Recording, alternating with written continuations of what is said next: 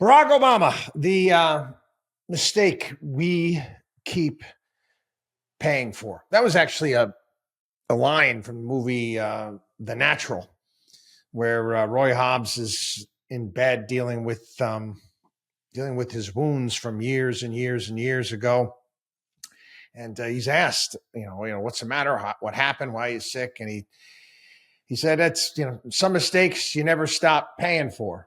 That was regards to that that pazza putana on the train from the movie The Natural, if you remember the movie at all. But anyway, neither here nor there. Barack Obama, the mistake we keep paying for. I wrote a piece years ago, was talking about consequential presidents. And at the time, I was talking about LBJ and his Great Society programs and the absolute havoc that they have wreaked on our economy, what they've done to our economy in so many ways. The policies that were put forward, the 1960s, they were awful, breaking up the family, higher cost of houses, higher cost of education. Go right on down the list. One disaster after another.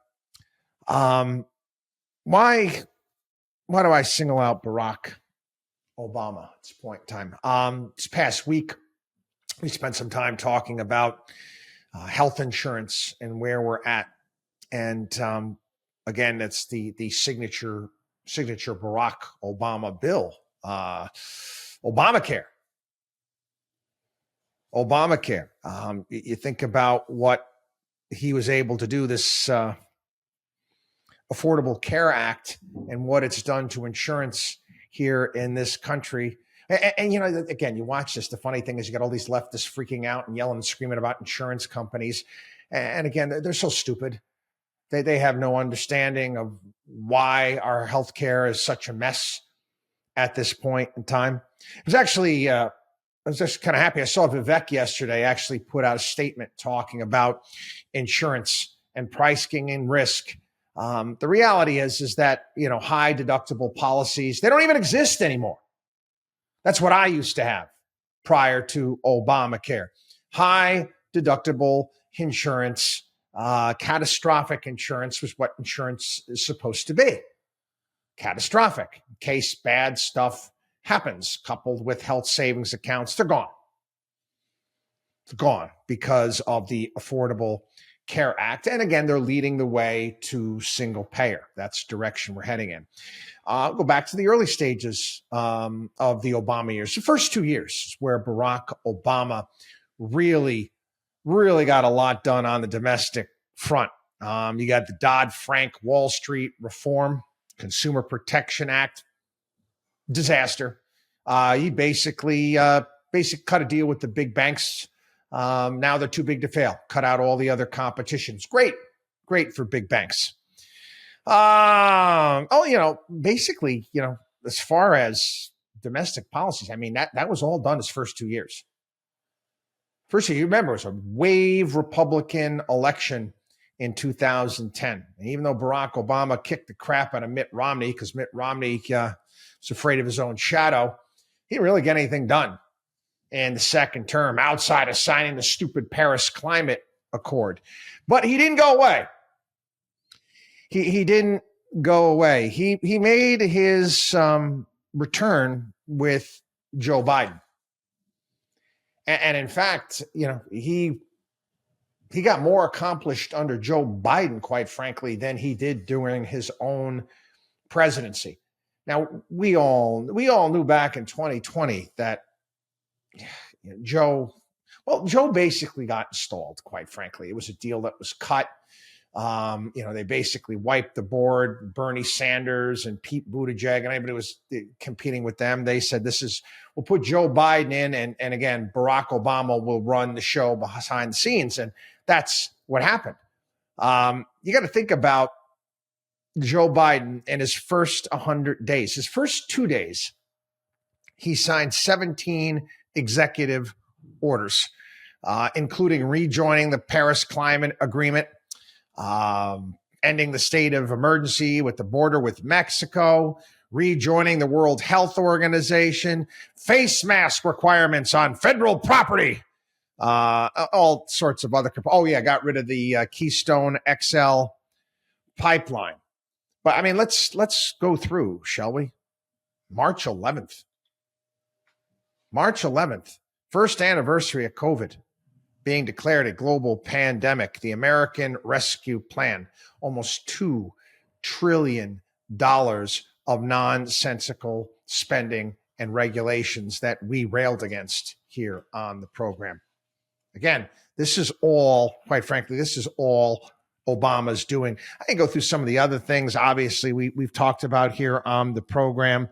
The Infrastructure Investment and Jobs Act.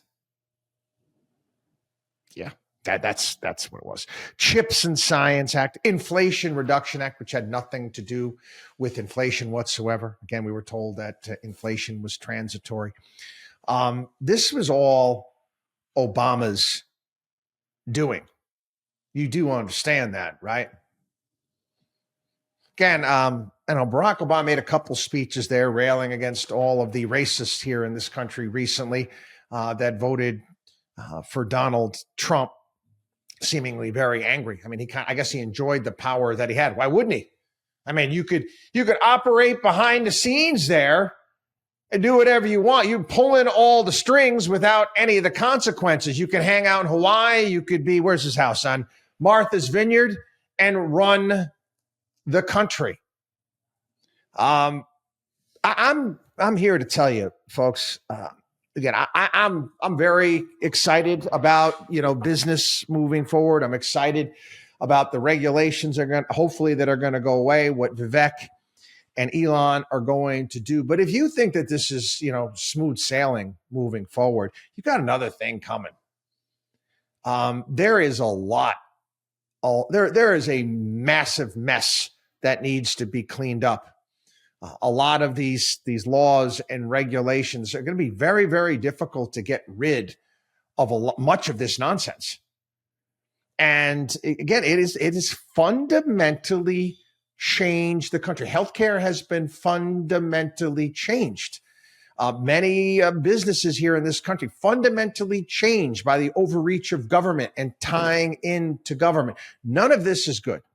And it's going to take some time to get rid of. And again, you're going to hear it. You're going to be hearing it in the news. This is not getting done. This is not getting accomplished. Inflation remains high. How come Trump hasn't done anything about it? They know exactly what they're doing. It's going to be a massive means of attack. And hopefully Americans are going to be hip to their nonsense and have woken up to some degree. But to think that all of the mess that has been created for years, the consequence of Barack Obama is going to go away in a short period of time. It's just not going to happen. And the funny thing is, and I'll leave you with this, saw this one coming. I saw this one coming. I know I've talked about this here on the podcast in the past when he was debating Hillary Clinton. And he basically said that he wanted to raise taxes, not because it was going to increase revenue to the Treasury, but because of fairness. You knew you had a true believer. When I'm talking true believer, you're talking, there are people there, they wear their flag lapels, but they are true believers in collectivism. What is her name again? It'll come to me a second. She worked for the Obama. Anita Dunn.